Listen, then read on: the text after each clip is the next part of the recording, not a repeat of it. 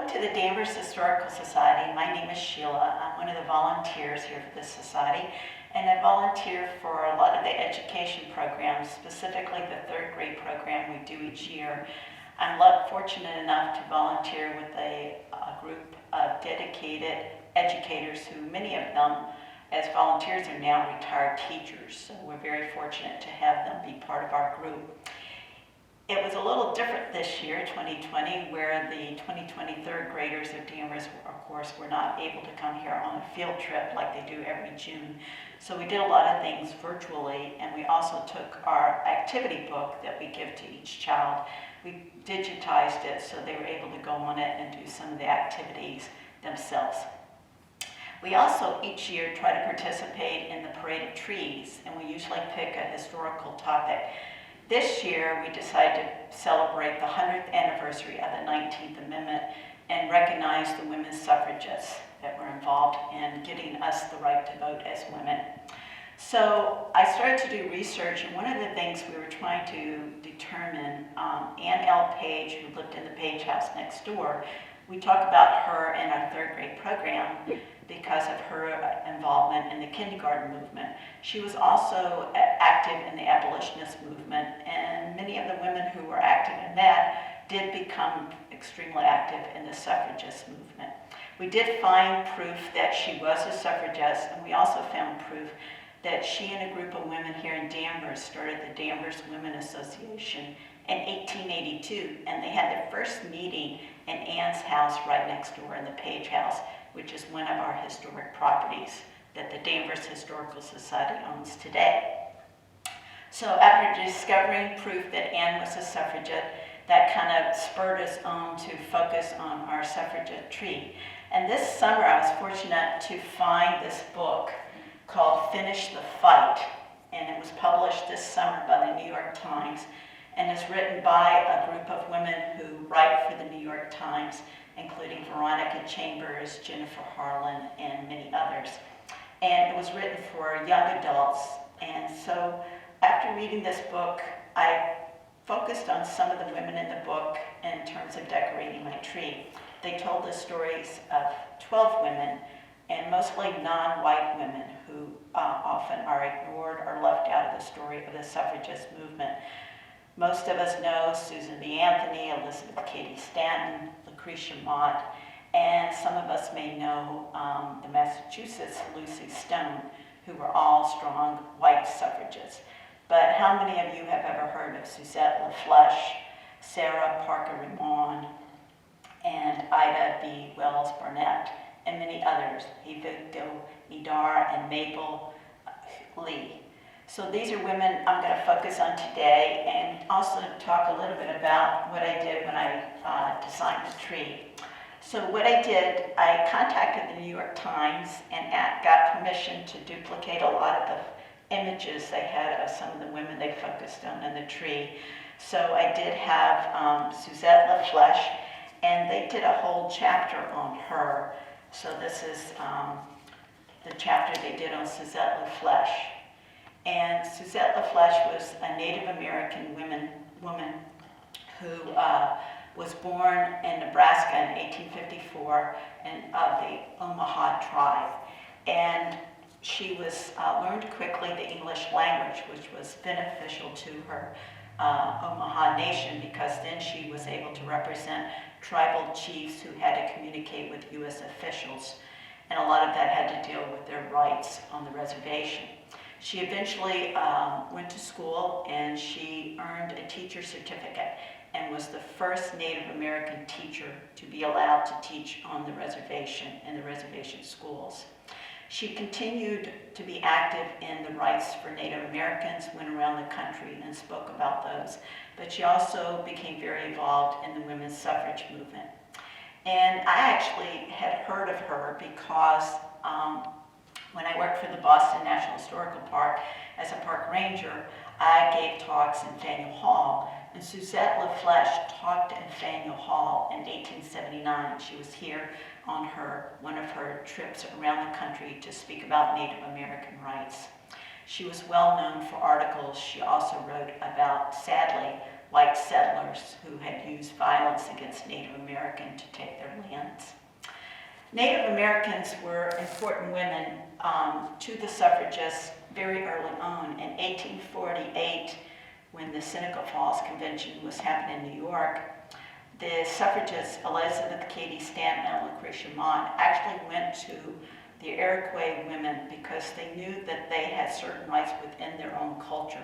They could own property, they had a voice in tribal matters, and so they went and talked to the Seneca Nation of the Iroquois and talked to women there, and they were able to take some of the information they got from the Native American women and put it into their Declaration of Sentiments in 1848.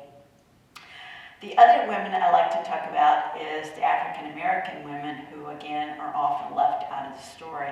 One of them is a local woman who was born in Salem in 1826. Her name is Sarah Parker Remond. And in fact, I made a suffragist doll, African American doll, and we decided to name her after Sarah. I have her dressed in white because when the suffragists protested in their marches, they always wore white dresses. They used 3 colors to symbolize, and they used them on their sash. Purple represented loyalty, gold represented hope, and the white represented purity. So Sarah was born as I said, in Salem. Her parents had a very successful catering business, and that was one of the few professions that African Americans were allowed to have once slavery was abolished here in Massachusetts in 1783. So when she was growing up, her family was very involved in the abolitionist movement. In fact, she and her brother traveled around the country to talk about the abolitionists of slavery, to end slavery. And she became, again, that led her into the women's suffrage movement. She ended up moving to England. She went there to go to college, and she went to a college called Bedford College. Today it's the University of London. And then eventually she moved to Italy and became a medical doctor there. She came back to the United States after the Civil War, hoping to see that things had improved for African Americans. And she was seeing the lynchings and the Jim Crow laws that were happening. And she went back to Italy and continued her medical practice there and died in 1894. Today, the University of London this year named a center for the studies of racism, and they named it after Sarah Parker Remond Center. The other African American woman I wanted to talk about was another woman I had read about when I was working as a park ranger. Her name was Ida B. WellsBurnett. And Ida B. WellsBurnett was born in Mississippi as a slave in 1862. When the Emancipation Proclamation happened and the end of the Civil War, and she was a free woman and an adult, she ended up being a journalist and writing for the Memphis Free Speech, which was an African-American newspaper. She was very involved in reporting on, sadly, the lynchings that were happening in the South. And she wrote an article about 3 black men in Memphis that were lynched. And she was threatened by the white people, so she ended up moving to Chicago. When she moved to Chicago, she ended up being friends with 2 white women who were part of the Illinois delegation of suffragists. In 1913, in March of that year, Alice Paul, who was one of the lead suffragists, and others, organized a march in Washington, D.C. that's well known as the Women's Procession March. Ida went along with the Illinois delegate. Sadly, the leaders, including Alice Paul, told Ida she could not march in the parade. She had to march in the back because they didn't want to offend the Southern delegates. So Ida decided a plan. She stood along on the sidelines, and when the Illinois delegate of women walked past her in the march, she immediately jumped into the march and was able to do that and be part of the original delegation. She continued the rest of her life to write articles, and recently, this year, she received posthumously a Pulitzer Prize for her reporting on lynchings in the South. The other woman I was going to focus on was actually a white woman, and that's Lucy Stone.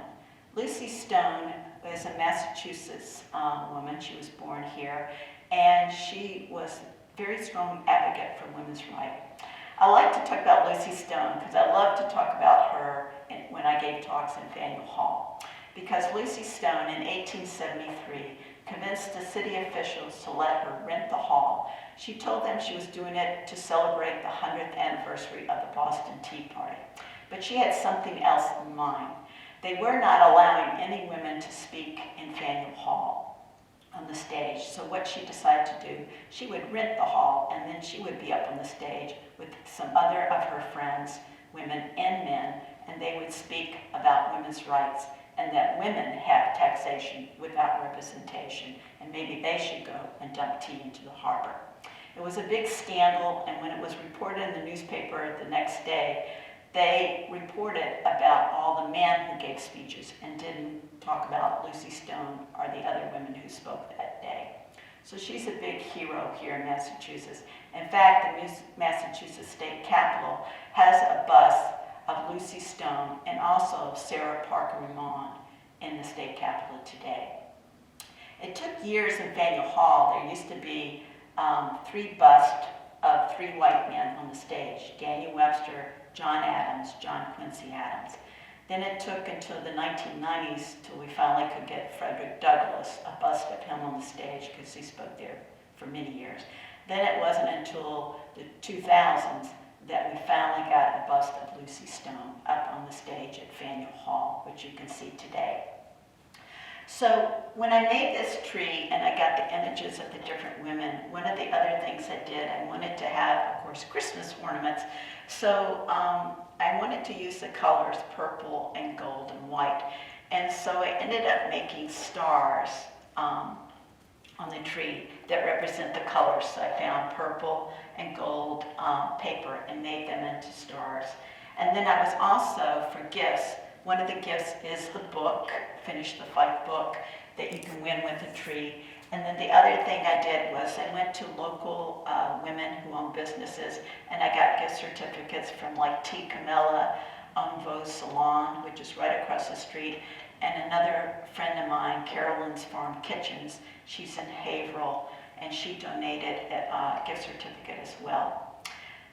I forgot to mention the other woman I'm going to talk about was the Asian Americans and also the Latino women. They were also involved in the suffragist movement, and they were mentioned in the book as well. One of the Asian American women they talked about was Mabel Lee, and I love this image of her riding a horse. She was known to march in one of the suffragist marches in New York City where she lived in the early 1900s, and she rode a white horse in that women's march. She grew up, of course, in Chinatown in the early 1900s, and then later on, Mabel ended up going to college, and she actually ended up getting her PhD in economics at Columbia University. She was the first Asian American to do so. After the 19th Amendment was passed, of course, Mabel and other Chinese people were not allowed to vote at all because of the Chinese Exclusion Act prevented them from becoming U.S. citizens. And that wasn't even repealed till 23 years later in 1943. And that is when Mabel, other Chinese women, and Chinese men who were citizens would be allowed to vote at last. One of the other groups of women they talk about in the book is Latino women. And one of the women I was fascinated by was Jovita Idar, and she was born in Laredo, Texas. She was her parents were Mexican American, and she and her brothers and her family owned a Spanish newspaper. And they, of course, would print articles about injustices toward Mexican Americans in their community in the early 1900s. She, like the other women I've been talking about, became very involved also in the women's suffrage movement and fought alongside white women in Texas. They attended marches to get the vote for women as well. So the book is very fascinating, and I was interested in all the 12 stories, but they also, like I said, they mentioned other women. Lucy Stone and Sarah Parker Remond are mentioned in the book, and they have all of these images of them, which are like trading cards, so I'm hoping they'll publish those as well. The other thing I was looking for my tree was an ornament, and I wanted a women's suffragist ornament, and I found this one at the New York Historical Society, and I just found out recently that the Peabody Essex Museum is selling them as well. So it was great to find one that represented the African American women. So we're hoping someone will win our tree for the Parade of Trees. We're very eager about that and very happy that we did it for the Votes for Women. So I thank you for joining us today, and I hope when you were voting this past election, if you're a woman, that you were thinking about the women who allowed you and fought and sacrificed their lives and many things for you to get the right to vote. Thanks for joining us today at the Danvers Historical Society.